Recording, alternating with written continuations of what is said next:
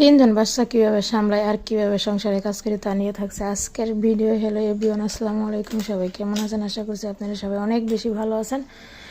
তো ভাবনা ব্লগ থেকে আরেকটা নতুন ব্লগ ভিডিও নিয়ে আপনার সাথে শেয়ার করবো। আশা করছি আপনারা পুরো ভিডিওটার সাথেই থাকবেন। এই যে ঘুমের থেকে উঠে আসলে সব ভিডিও তো এভাবে দেখানো যায় না যে কী করি। ঘুমের থেকে উঠে এই বিছনা সব গুছানোর পরে এই যে রেক্সিন বিছাইতে দেখতেই পাচ্ছেন, ওরা সবাই মানে শুয়ে বসে এরকম জমায় ফেলছে। তো রেক্সিন বিছানো ছাড়া কোনো উপায় নাই, কারণ আয়াত যেহেতু ছোটো অত বুঝে না, যেখানে সেখানে হিসু করে দেয়। তারপরে যে আয়াতের সকালবেলা আমি শুয়ে দিয়েছিলাম, দেওয়ার পরে মাহিম বলতেছে ডিম পুষ দিয়ে ভাত খাবি, স্কুলে চলে যাবে। তারপরে যে ডিম পুষ করে নিয়ে এসে আয়াতকে খাওয়াই, তারপর ওদের খাওয়াই দিয়েছি। মানে মাহিম যে বড় হয়ে গেছে, তারপরেও মানে এমন মাঝের মধ্যে আবদার করে যে ওকে না খাইয়ে দিলে হবেই না, ওকে খাইয়ে দিতেই হবে।